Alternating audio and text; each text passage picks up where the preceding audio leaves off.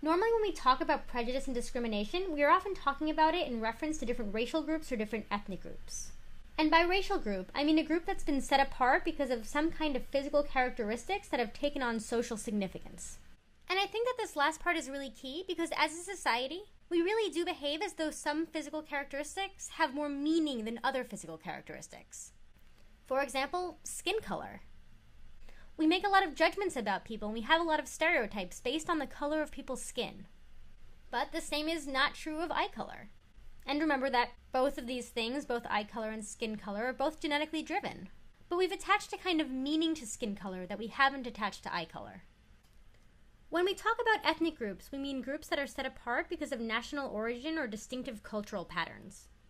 So this would include Puerto Rican, Irish, and Japanese Americans. But this also includes groups like the Jews, who are defined more by cultural traditions and practices than nation of origin.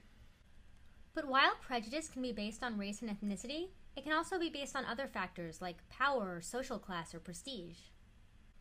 By power, we mean economic and political power, or even the power to control your own life.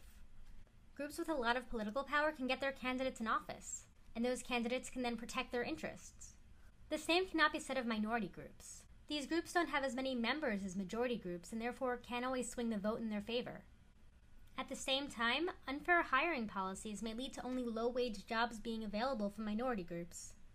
Laws might also limit where people can live or eat or go to school. And all these things can limit the sense of control that people have over their own lives.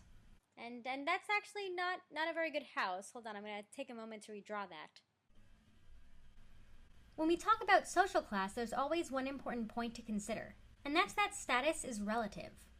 In order for people to be of a higher status, by definition, there need to be people of a lower status beneath them. And this unequal status in society can often set the stage for prejudice. One of the ways that this can happen is that the people on the top are often motivated to try to justify and maintain the differences between themselves and the lower class. And this is related to what psychologists refer to as the just world phenomenon, which is an assumption that people make that the world is just and that therefore people often get what they deserve, which means that good things happen to good people and bad things happen to bad people.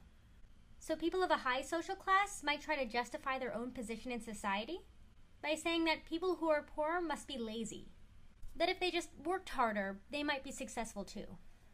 So it's pretty easy to see how this phenomenon might result not only in prejudice, but also in discrimination. For example, this belief might result in someone voting against welfare programs that might aid the poor.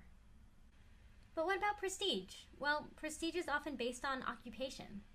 And as it turns out, high prestige jobs like being a doctor or a lawyer often go to dominant group members, while lower prestige jobs like sanitation workers or the service industry are more likely to go to minority group members.